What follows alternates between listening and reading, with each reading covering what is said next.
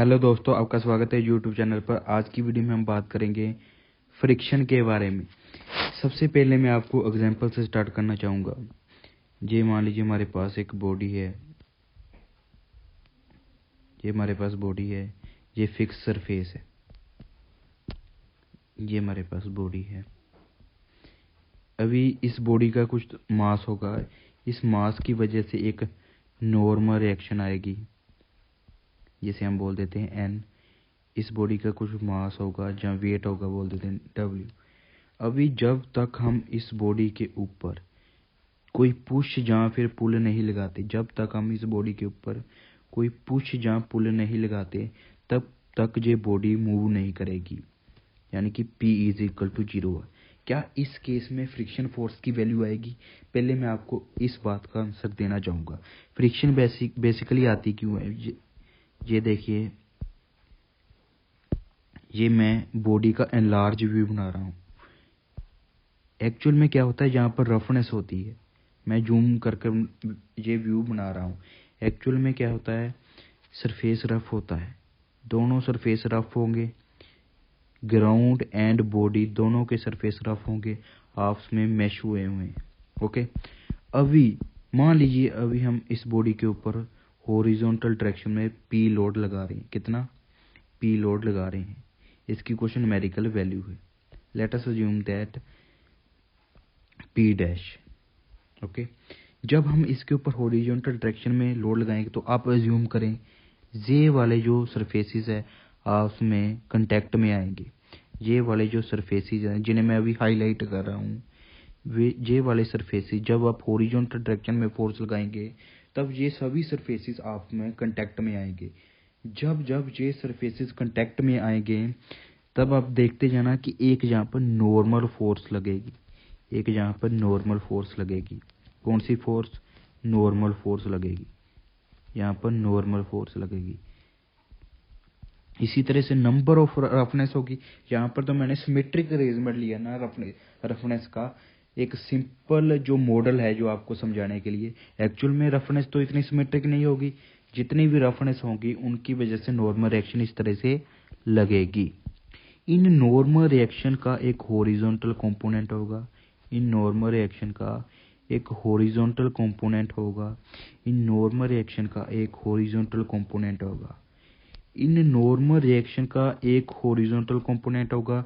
सभी normal reaction का एक हॉरिजॉन्टल कंपोनेंट है जो कि इस बॉडी के मोशन को अपोज कर रहा है, जो कि इस बॉडी के मोशन को अपोज कर रहा है, जिसे हम बोलते हैं अपोजिंग फोर्स या फिर फ्रिक्शन फोर्स, जो कि हमारे द्वारा जो अप्लाई की गई है फोर्स P डैश, उसे अपोज कर रहा है। इस तरह से फ्रिक्शन जनरेट होती है between the to surfaces. Okay, अगर हम यहाँ पर देखें, अगर हम अभी मैं आपको नेक्स्ट केस बताता हूँ। अगर हम बॉडी के ऊपर ये हमारे पास बॉडी है, अगर हम बॉडी के ऊपर कोई फोर्स ही नहीं लगा रहे, अगर हम बॉडी के ऊपर कोई फोर्स ही नहीं लगा रहे तो बॉडी मूव ही नहीं करेगी। अगर बॉडी मूव ही नहीं करेगी तो फ्रिक्शन फोर्स जो नॉर्मल रिएक्शंस हैं वो डेवलप ही नहीं होगी। अगर नॉर्मल रिएक्शन डेवलप नहीं होगी तो फ्रिक्शन फोर्स भी डेवलप नहीं होगी, यानी कि फ्रिक्शन फोर्स की वैल्यू होगी इस केस में 0। ये फर्स्ट केस है जिसमें थी फ्रिक्शन फोर्स की वैल्यू 0। अभी हमने क्या करना स्टार्ट किया, अभी हमने देखा कि बॉडी मूव तो नहीं हो रही। अभी हमने क्या करना स्टार्ट किया, ध्यान से सुनते जाना। अभी हमने बॉडी के ऊपर फोर्स लगानी स्टार्ट की। क्या लगानी स्टार्ट की? हमने अभी बॉडी के ऊपर फोर्स लगानी स्टार्ट की। अभी मैं नॉर्मल रिएक्शन नहीं बना रहा, due to weight normal reaction आएगी। यहाँ पर देखें, बॉडी के ऊपर मैंने फोर्स लगानी स्टार्ट की। इस फोर्स की value, let us assume that, इस फोर्स की वैल्यू हम मान लेते हैं P1, P is equal to the P1। Simple सी बात है। अभी देखना, इस लोड P1 की वजह से हॉरिजॉन्टल डायरेक्शन में एक नॉर्मल फोर्स जनरेट होगी। इस लोड P1 की वजह से हॉरिजॉन्टल डायरेक्शन में जो है एक टेंजेंशियल या फिर अपोजिंग फोर्स जनरेट होगी जो कि हमारे द्वारा अप्लाई की गई फोर्स को अपोज करेगी, जिसे हम बोलेंगे फ्रिक्शन फोर्स। इस केस में जो फ्रिक्शन फोर्स है उसकी वैल्यू होगी P1। ये हमारे पास सेकंड केस, ये हमारे पास है second case. Okay, second case में क्या है हमारे पास, जब हम लोड P1 लगा रहे, अभी बॉडी मूव नहीं कर रही, सिंपली हमने P1 लोड लगाया, अभी भी हमने देखा कि बॉडी मूव ही नहीं कर रही, तो हमने क्या करना स्टार्ट किया, तो हमने फिर से फोर्स की वैल्यू को इंक्रीज कर दिया, फिर से नहीं, हमने फोर्स की वैल्यू को इंक्रीज कर दिया, हमने फोर्स की वैल्यू को इंक्रीज कर दिया। अभी force P is equal to P2 apply किया। जब हमने P is equal to P2 apply किया तो हमने देखा कि फिर से ये जो हमने P is equal to P2 apply किया, इसे अपोज कर रहा है, कोई चीज अपोज कर रही है, वो है फ्रिक्शन फोर्स। फिर से हमने देखा बॉडी मूव नहीं कर रही, यानी कि यहाँ पर भी फ्रिक्शन फोर्स की जो वैल्यू थी अभी हो जाएगी P2 के इक्वल। ये हमने केस थर्ड ले लिया,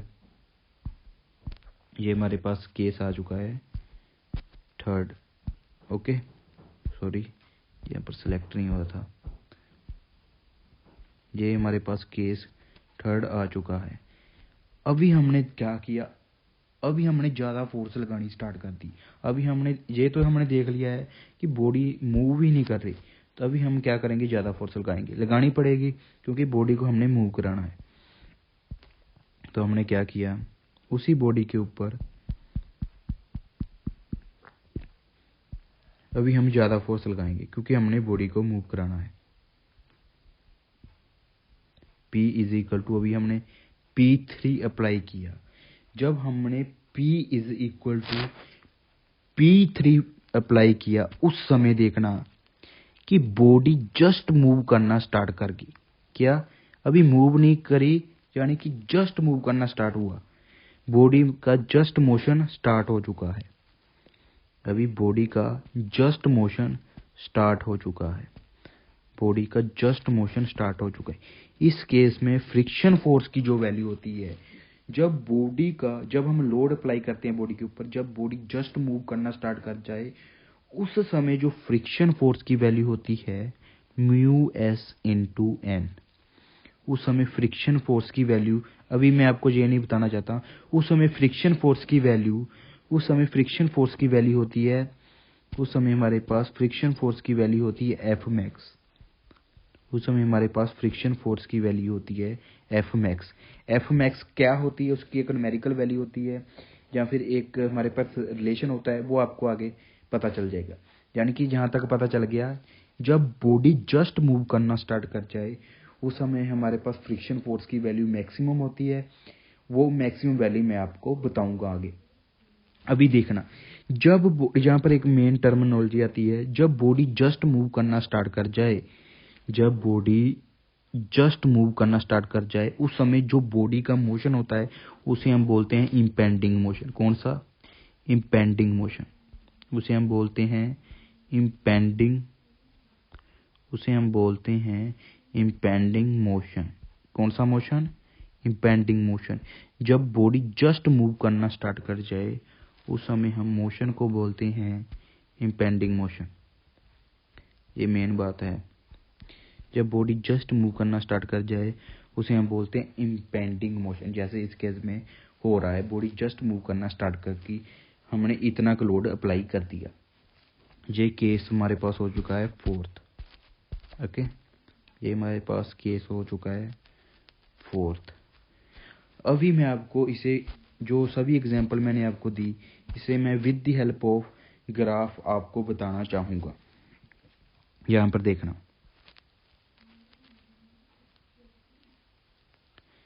यहाँ पर देखते जाना, एक्स एक्सिस पर हमारे पास लोड है जो हम बॉडी के ऊपर अप्लाई कर रहे हैं, वाई एक्सिस पर हमारे पास फ्रिक्शन फोर्स की वैल्यू है, जो अपोजिंग फोर्स की वैल्यू आ रही है, अपोजिंग फोर्स की हमारे पास वैल्यू आ रही है। अभी देखें, जब हमने फर्स्ट केस में जीरो था ना, हमने जीरो लोड अप्लाई किया तो फ्रिक्शन फोर्स की वैल्यू आई जीरो। सेकंड केस में हमने क्या किया, P1 लोड अप्लाई किया तो फ्रिक्शन फोर्स की वैल्यू भी हमारे पास आई P1, हमारे पास फ्रिक्शन फोर्स की वैल्यू भी आई हमारे पास P1। सिंपल सी बात है। फिर सेकंड केस में हमने P2 अप्लाई कर दिया, सेकंड केस में हमने P2 अप्लाई कर दिया तो क्या हुआ, फ्रिक्शन फोर्स की हमारे पास जो वैल्यू आ गई वो आ गई हमारे पास P2। इसी तरह से यहाँ पर देख लेते हैं, P2 अप्लाई कर दिया। उसके बाद हमने देखा जब हमने P3 जब हमने अप्लाई किया लोड, तो हमने देखा कि हमारे पास एक फ्रिक्शन की वैल्यू आ रही थी, उसे हमने बोल दिया F मैक्स। जो हमारे पास फ्रिक्शन की वैल्यू आ रही थी उसे हमने यहाँ पर बोल दिया F मैक्स। यहाँ पर देखें,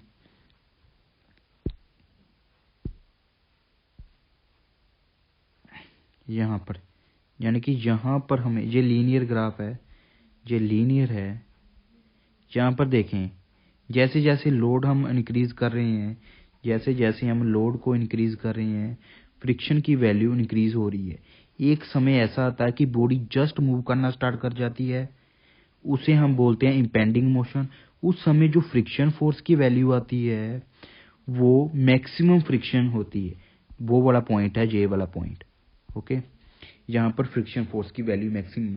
उसके बाद क्या होता है, बॉडी मूव करना स्टार्ट कर जाती है ना, उसके बाद बॉडी मूव करना स्टार्ट कर जाती है। जब बॉडी मूव करेगी तो फ्रिक्शन फोर्स की वैल्यू कम हो जाती है। क्यों कम हो जाती है, क्योंकि जो रफनेस होती है ना दोनों सरफेसेस के बीच में, जब बॉडी मूव करेगी आप सोचो कि वो रफनेस ब्रेक होना स्टार्ट हो जाता, ब्रेक होने लगती है। जो रफनेस है वो ब्रेक होने लगती है। अगर रफनेस ब्रेक होगी तो normal opposing force tangential opposing force है वो कम लगेगी। इसलिए जो काइनेटिक जो बोला जहां तक थी जो बॉडी थी वो स्टैटिक मोड में थी, जहां तक बॉडी थी स्टैटिक मोड में। उसके बाद जो बॉडी है वो अभी मोशन में है, यहाँ पर होती है हमारे पास काइनेटिक फ्रिक्शन, यहाँ तक होती है हमारे पास स्टैटिक फ्रिक्शन। स्टैटिक फ्रिक्शन देखें, यहाँ पर देखें, ये हमारे पास होती है काइनेटिक फ्रिक्शन, ये होती है स्टैटिक फ्रिक्शन। काइनेटिक फ्रिक्शन में फ्रिक्शन की वैल्यू कम होती है, काइनेटिक फ्रिक्शन में फ्रिक्शन की वैल्यू कम होती है। क्यों कम होती है, क्यों कम होती है, क्योंकि उस समय जो आपस में जो रफनेस है वो ब्रेक करना स्टार्ट कर जाती है, इसलिए उसमें जो है फ्रिक्शन की वैल्यू कम होती है। ये मैंने आपको बता दिया। उसके बाद देखें, यहाँ पर जो मैक्सिमम वैल्यू है ना, ये जो मैक्सिमम वैल्यू है एफ मैक्स, इसके बारे में अभी हम बात करते हैं। एफ मैक्स के बारे में अभी हम बात करते हैं। जब हमने P3 लोड अप्लाई किया, बॉडी जस्ट मूव करना स्टार्ट कर गई तो हमें एक मैक्सिमम वैल्यू फ्रिक्शन की मिली। अभी हम उसके बारे में बात कर रहे हैं। अभी आप देखो कि हमारे पास बॉडी है ना,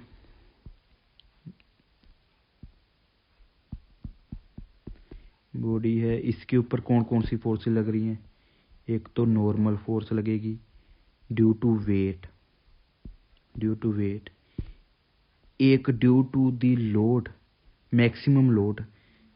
जब बॉडी मूव करना स्टार्ट कर जाए उस समय एक हॉरिजॉन्टल डायरेक्शन में अपोजिंग फोर्स लगेगी, हॉरिजॉन्टल डायरेक्शन में अपोजिंग फोर्स लगेगी, जिसे हम बोलते हैं एफ मैक्स।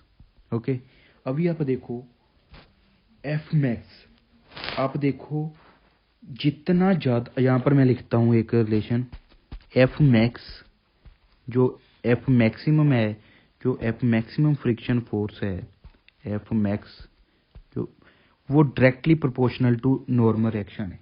जितना नॉर्मल रिएक्शन, यहाँ पर देख लो नॉर्मल रिएक्शन क्या होगा, summation F y is equal to 0, तो हमारे पास नॉर्मल रिएक्शन आ जाएगी n is equal to W.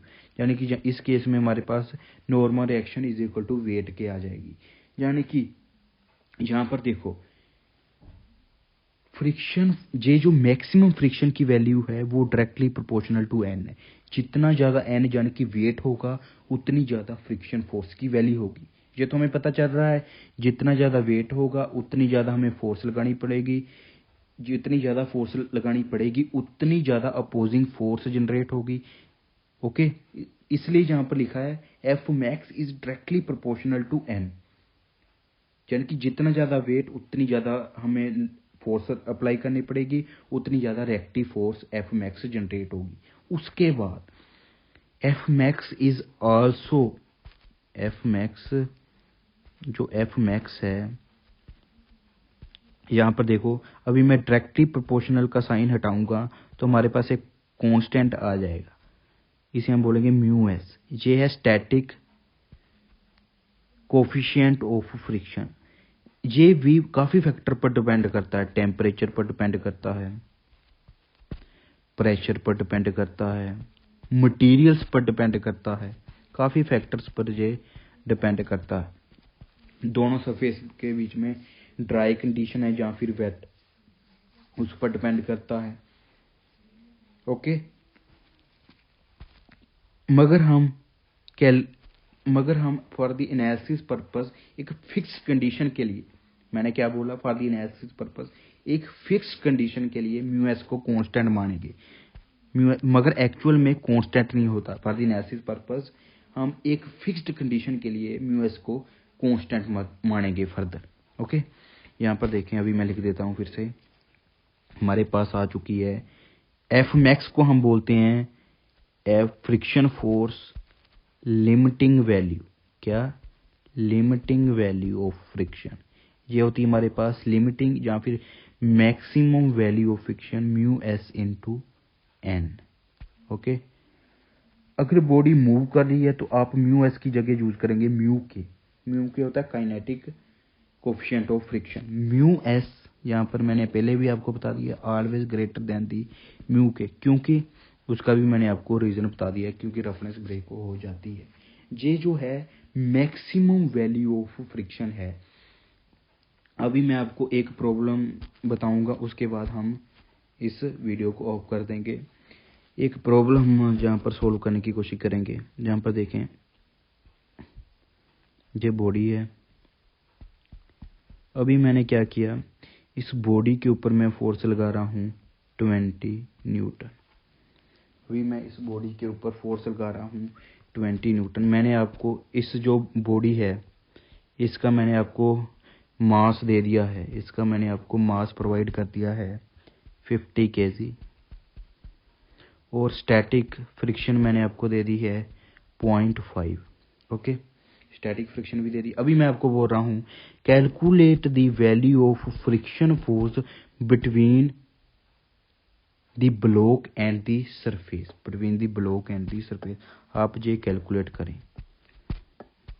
Okay, friction force की वैल्यू को कैलकुलेट करें, फ्रिक्शन फोर्स की वैल्यू को कैलकुलेट करें। आप बोलोगे बहुत सिंपल है, यहाँ पर एक वीडियो को देखते रहना।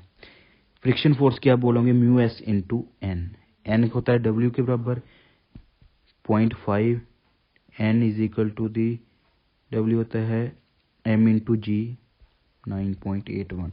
यहाँ से जब आप कैलकुलेट करेंगे तो आपके पास आएगा, वैल्यू आएगी 245.25 न्यूटन। अभी आप अगर जे फ्रिक्शन फोर्स की वैल्यू को लिखेंगे तो आपका आंसर हो जाएगा रॉन्ग। ये जो फ्रिक्शन फोर्स की वैल्यू है आपने उस समय लिखनी है जब इंपेंडिंग मोशन का केस हो। किसका केस हो?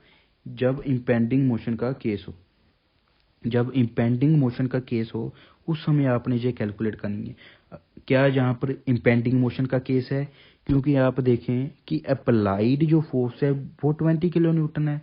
इंपेंडिंग मोशन कब होगा? बॉडी जस्ट मूव करना स्टार्ट कब करेगी? जब आप इतनी वैल्यू फोर्स की अप्लाई करेंगे इस ब्लॉक के ऊपर, उस समय फ्रिक्शन फोर्स की वैल्यू मैक्सिमम होगी, तो उस समय आप ये रिपोर्ट करेंगे।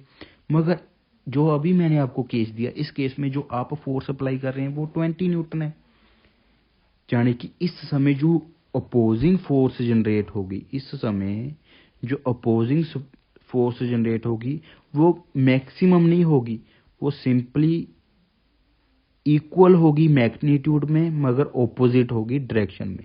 इक्वल होगी मैग्नीट्यूड में मगर ऑपोजिट होगी डायरेक्शन में।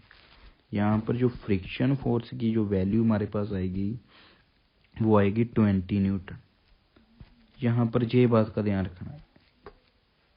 ओके, अगर इसी तरह से मैं आपको एक और प्रॉब्लम पूछ लूँ, इसी तरह से मैं आपको और प्रॉब्लम पूछ लूँ, ये ब्लॉक है, मैं आपको सभी एक अच्छी तरीके से मैं यहाँ पर मैं स्टेटमेंट लिख दूँ।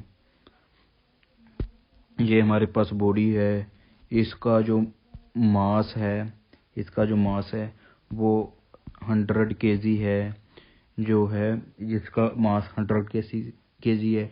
दो सरफेसेस आपस में कंटेक्ट है और इनके बीच में कोफिशिएंट ऑफ स्टैटिक फ्रिक्शन 0.9 है। आपको ये डाटा अच्छे तरीके से दे दिया। कैलकुलेट दी, बड़ी सी स्टेटमेंट लिख दी, calculate the friction force between the block and the surface. यहाँ पर आंसर आएगा 0, क्योंकि हम फोर्स ही नहीं अप्लाई कर रहे हैं, तो फ्रिक्शन फोर्स की वैल्यू आएगी 0। सिंपल सी बात है। अगर वीडियो अच्छी लगी इसे जरूर करना। Thank you.